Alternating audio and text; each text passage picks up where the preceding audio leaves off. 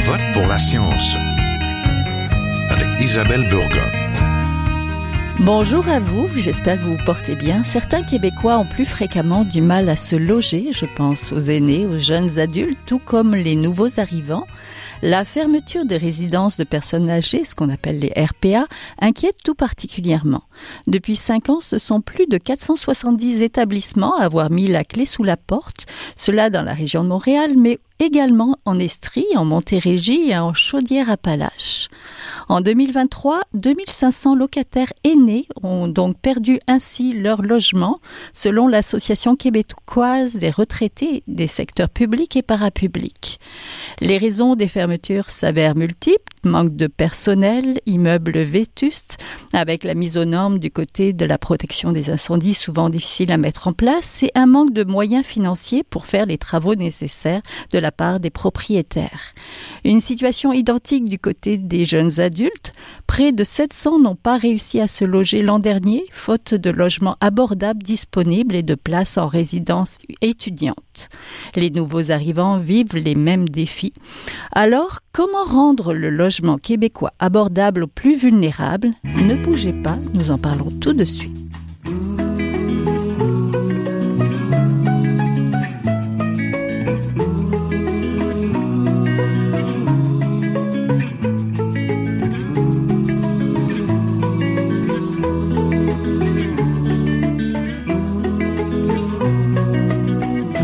Je vote pour la science aujourd'hui. Nous voulions revenir sur la crise du logement ambiant. Il est devenu difficile de se loger et même d'accéder à la propriété. Et certaines personnes sont plus vulnérables à cette crise du logement en raison de leur âge ou de leurs moyens financiers plus limités. Pour en parler, je suis en compagnie de Paul-René Roy, le président provincial de l'Association québécoise des retraités des secteurs publics et parapublics, la QRP. Bonjour. Bonjour.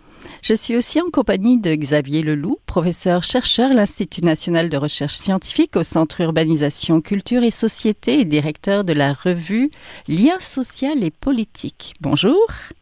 Bonjour. Donc, le Québec a mal à son logement, trop peu, trop cher, entraîné dans une spirale inflationniste. La crise immobilière bat toujours son plein dans la province.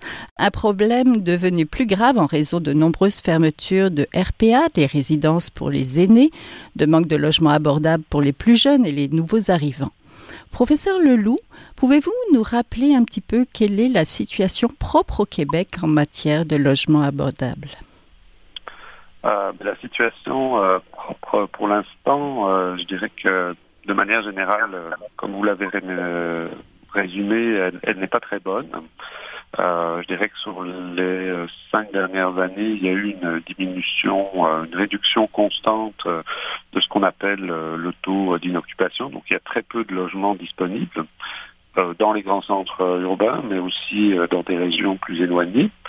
Et ça a eu pour effet, je dirais, un peu mécanique, une augmentation des coûts, donc des loyers, qui ont augmenté significativement en parallèle, je dirais, sur les 5 dernières années. Monsieur Roy, l'Association québécoise des retraités des secteurs publics et parapublics a documenté et dénonce les très nombreuses fermetures de résidences de personnes âgées, les RPA, ces dernières années. Quelle est la situation? La situation est relativement inquiétante. Le regroupement des résidences pour personnes aînées, les résidences privées, a annoncé récemment que pour la première fois depuis longtemps, ils sont en déficit. C'est-à-dire qu'à chaque fois que se ferme une RPA, ils s'en ouvrent pas suffisamment pour remplacer les logements qui ont été perdus. Donc, c'est la première fois que ça arrive et c'est appelé probablement à continuer. Et ça devient dramatique. Ça arrive dans les grands centres, mais ça arrive aussi en région.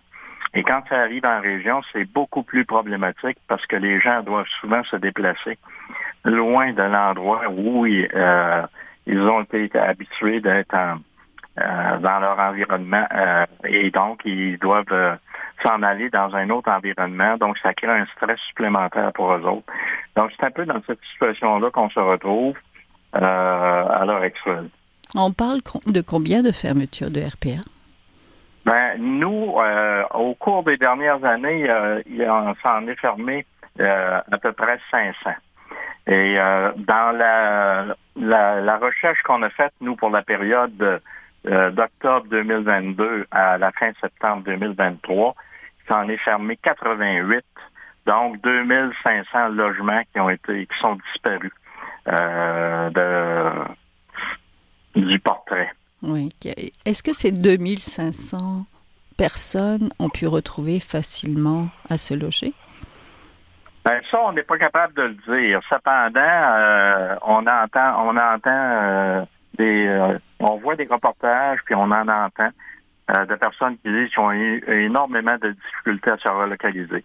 Ils ont dû faire appel à leurs parents, à leurs amis, puis ils n'ont pas nécessairement la même qualité de vie parce qu'ils sont pas nécessairement capables de retrouver le même type de logement avec le même type de service qu'ils étaient habitués d'avoir. Donc ça pose une problématique particulière à ce monde-là et des stress supplémentaires. Mais on n'est pas capable de dire exactement la proportion qui ont été capables de se reloger, mais on voit qu'il y a des problématiques vraiment spéciales. Oui, et qui sont inquiétantes. Voyez-vous une aggravation de cette crise du logement, le professeur Leloup aussi? Oui, certainement, oui, on voit une aggravation et effectivement, je partage l'inquiétude de M. Roy, puis c'est très, très inquiétant. Il y a plusieurs indicateurs qui nous le fait penser que ça va, je dirais, de mal en pis. Mais je pense qu'un des indicateurs les plus clairs, c'est la question de l'itinérance. La question de l'itinérance est très, très, très marquée. Je suis membre de différents partenariats de recherche financés par le CRSH et la SCHL et chaque fois qu'on a une réunion de ces partenariats, les chercheurs qui sont présents reflètent la question que dans leur ville, donc c'est pan-canadien, la problématique de l'itinérance s'est accentuée. Donc ça, c'est un premier indicateur, je pense, qui est très, très, très visible dans nos villes et dans nos grands centres, que ce soit Montréal, Ottawa, que je fréquente de temps en temps, et Montréal tous les jours, on le voit, c'est visible. Et c'est aussi diversification, on parle d'une diversification aussi d'itinérance en termes d'âge, en termes de trajectoire d'entrée dans l'itinérance, c'est de plus en plus débattu, je dirais, au sein des cercles de recherche sur les questions de logement. L'autre indicateur aussi qui me paraît inquiétant, c'est les loyers qui sont demandés actuellement sur le marché, parce qu'on a des indicateurs sur le loyer moyen, mais il faut les prendre avec beaucoup de réserve, parce que le loyer moyen n'est pas le loyer qui reflète l'état actuel du marché. Et là, on voit aussi il y a un écart grandissant entre le revenu moyen et le revenu demandé actuellement pour les unités disponibles sur le marché de la location.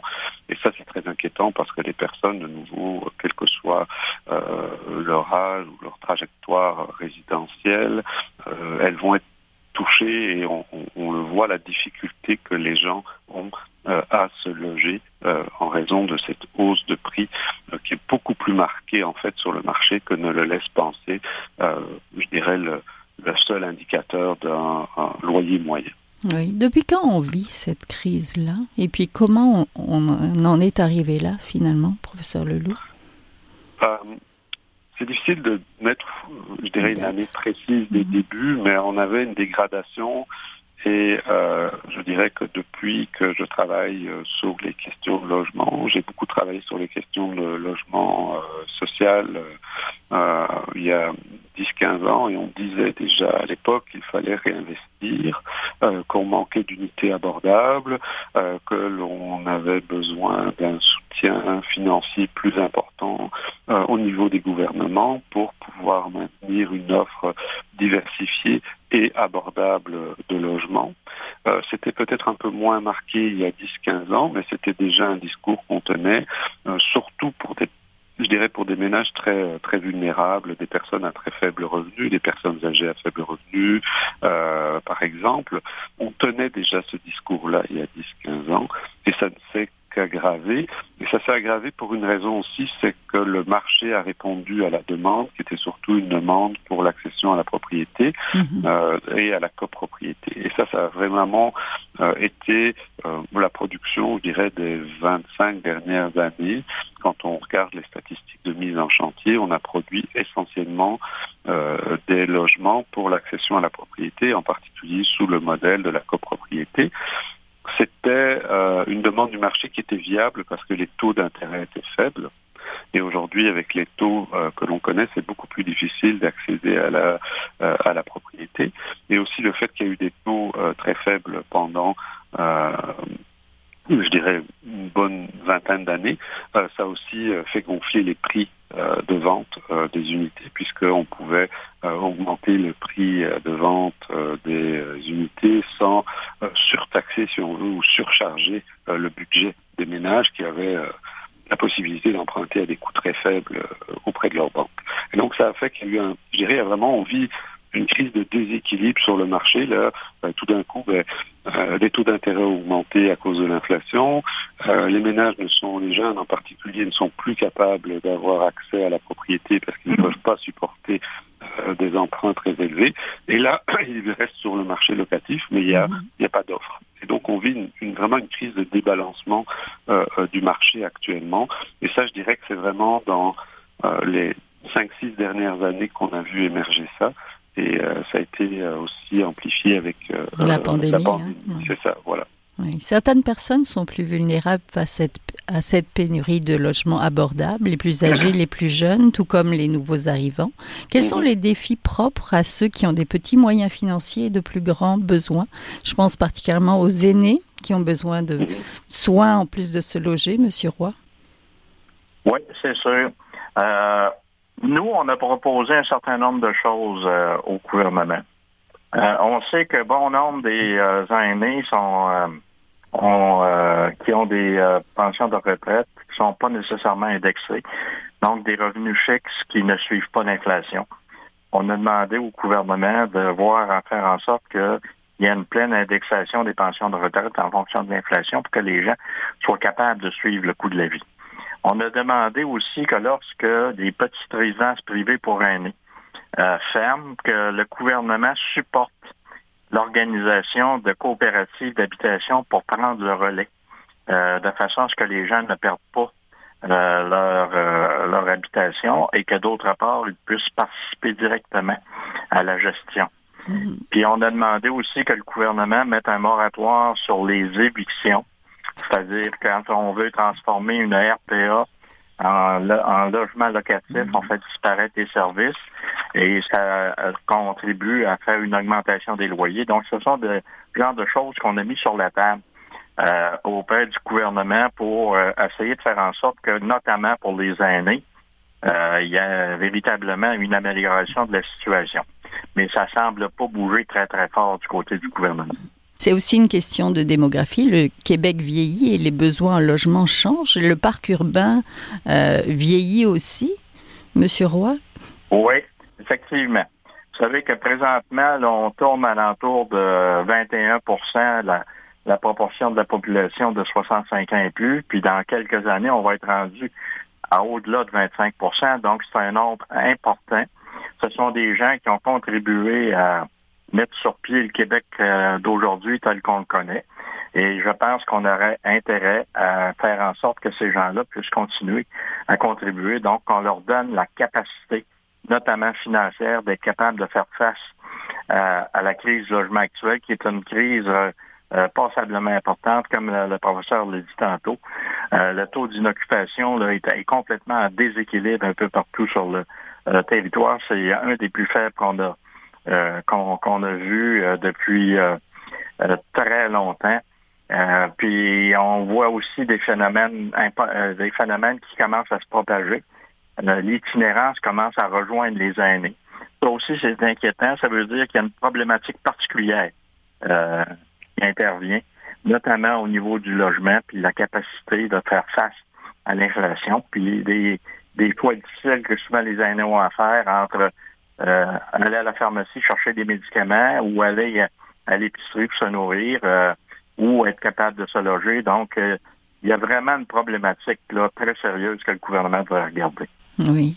Professeur Leloup, les jeunes aussi doivent renoncer à se loger là où ils aimeraient, par exemple, faire leurs études, en région, par exemple. Un mouvement qui avait pris de l'ampleur avec la pandémie, parce que 20% de jeunes désiraient se loger hors de la métropole, selon l'organisme Place aux jeunes en région.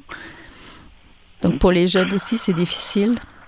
Oui, je pense que là, il y a plusieurs questions qui s'entrecroisent pour les jeunes, puis il y a une catégorie aussi assez étendue. Je dirais que pour les étudiants et les étudiantes, c'est la difficulté de se loger souvent à proximité de leurs institutions d'enseignement. Dans les grands centres, c'est particulièrement clair évident qu'on voit effectivement des difficultés.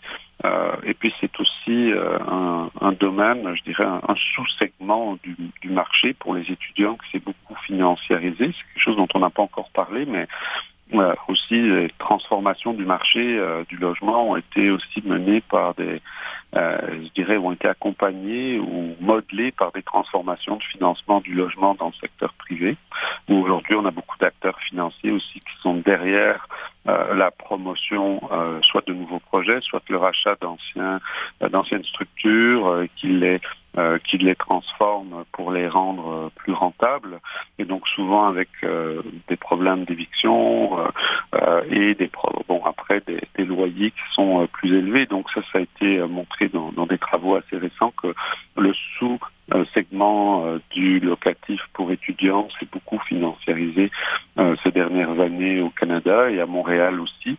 Je pense aussi après qu'il y a un problème d'offre, je disais, il y a un déséquilibre de l'offre qui est très très important et qui traverse le territoire du Québec. Il y a eu peu d'investissements dans du locatif et encore, je dirais peu globalement, et sans doute encore moins dans les plus petits centres régionaux. Et donc là, il y a vraiment une question vraiment très très importante pour les jeunes, pour trouver un premier logement, même quand ils commencent à travailler, ça devient effectivement plus difficile parce qu'ils sont souvent en bas des échelles salariales quand ils commencent. Les salaires, on sait que le salaire réel n'a pas suivi l'augmentation du coût du logement ces dernières années. Et donc là, il y a vraiment un écart et une difficulté.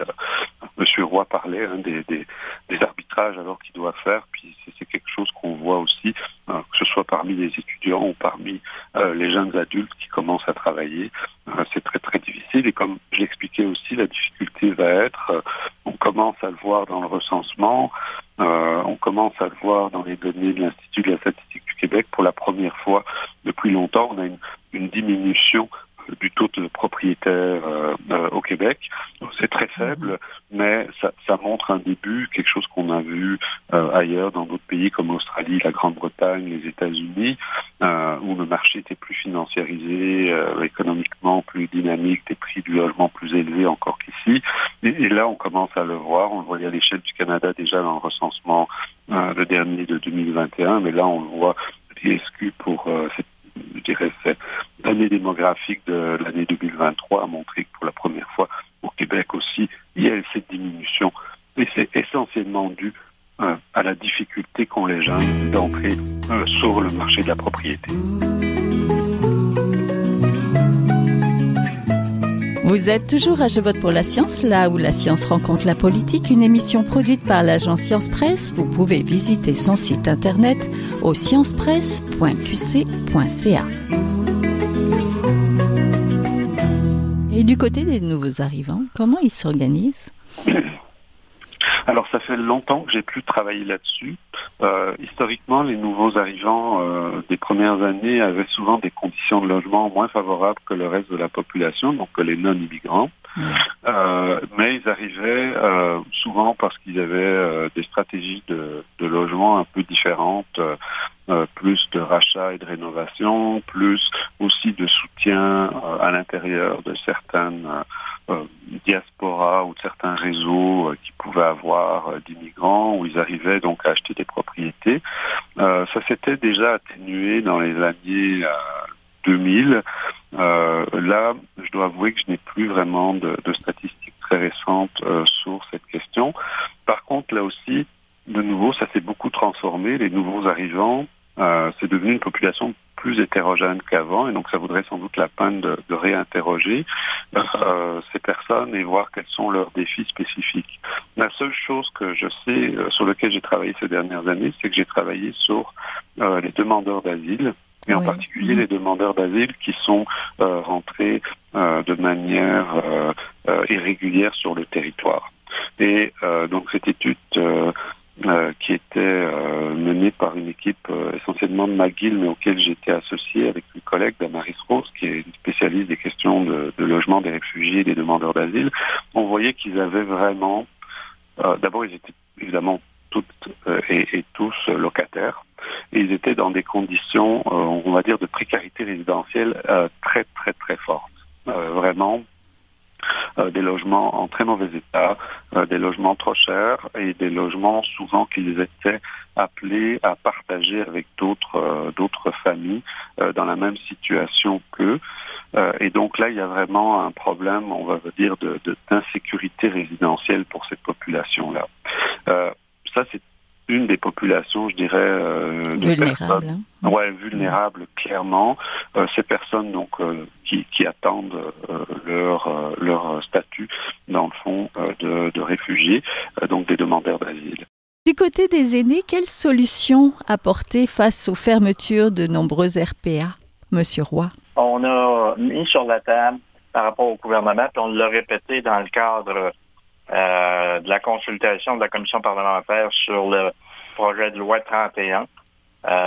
On recommande effectivement d'encourager la conversion des RPA qui ferment en coopératives d'habitation pour permettre aux gens de pouvoir rester à l'intérieur de leur logement et de participer à la gestion du bâtiment. On a aussi recommandé d'abolir la clause F qui permet pendant les 5 premières années d'une nouvelle construction que le propriétaire puisse augmenter les loyers à sa guise sans contrainte par rapport au tribunal administratif du loyer. Et parallèlement à ça, ça c'est pour ce qui regarde les RPA, parallèlement à ça, on a recommandé au gouvernement de mettre beaucoup l'emphase sur les mesures de soutien à domicile, de façon à ce que les gens puissent demeurer le plus longtemps possible dans leur milieu de vie, leur résidence à eux, et non pas recourir à des mécanismes comme les RPA pour pouvoir se loger. Donc, pour nous, ça nous apparaît important à cet égard-là. Au mois de mai prochain, il va y avoir un rendez-vous national qui est organisé par la Coalition pour la dignité des aînés, dont nous faisons partie, pour véritablement mettre en présence tous les intervenants pour les mesures de soutien à domicile. Entendu, on mettra le lien sur la page. Professeur Lelouch, je vais finir avec vous. Quelles sont les pistes donc pour rendre l'habitation plus abordable et accessible aux personnes plus vulnérables au Québec? Bien, je vais rejoindre ce que disait Monsieur Roy d'abord. Je pense que c'est sur le droit des locataires. Il faut porter une attention très particulière aux droits des locataires.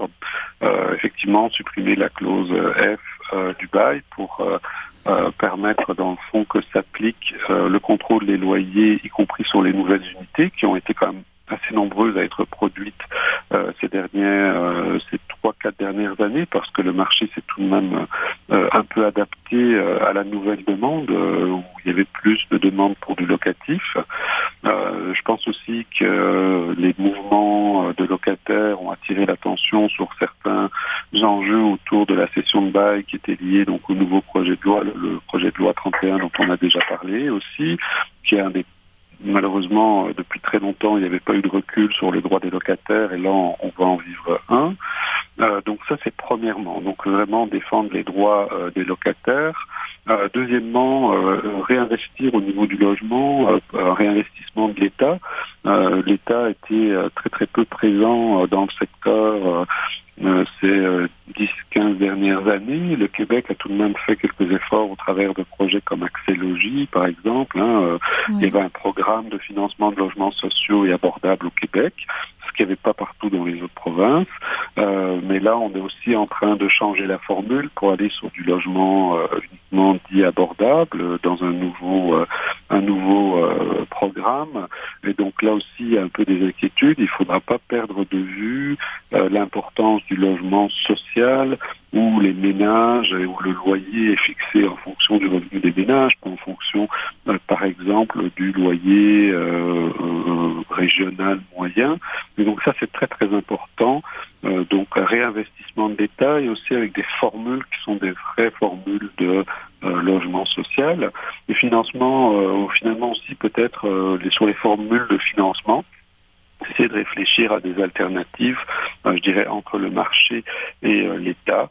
Donc ce qu'on pourrait appeler la finance communautaire qui se développe un peu au Québec, mais qu'on retrouve aussi dans d'autres pays, comme en Australie ou aux États-Unis, à Chicago. Il y a quelques expérimentations où, dans le fond, on ramasse des fonds auprès de ménages qui sont en mesure d'investir et qui vont détenir, dans le fond, des titres, comme on peut détenir des titres auprès d'organisations financières comme des banques, mais où on s'attend peut-être à un rendement un peu moins élevé, mais qu'il y a un investissement qui est social et un investissement qui est plus sûr pour justement soutenir le secteur de l'habitation, en particulier l'habitation sociale et communautaire. Et donc ça pourrait être d'autres pistes aussi à explorer, de faire un peu plus peut-être appel à des formes un peu plus créatives de financement. Avoir de l'innovation finalement. Je vous remercie beaucoup. On était en compagnie de Xavier Leloup, professeur-chercheur à l'Institut national de recherche scientifique au Centre Urbanisation, Culture et Société et directeur de la revue Liens social et politique, on mettra le lien, et de Paul-René Roy, le président provincial de l'Association québécoise des retraités des secteurs publics et parapublics. Merci beaucoup. Merci. Au revoir. Merci.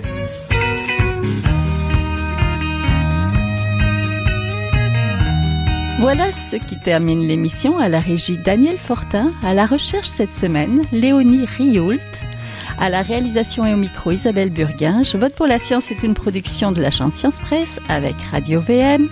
Réécoutez l'émission et si vous l'avez aimée, partagez-la. Visitez également la page de l'émission sur le site de l'agence Science Presse.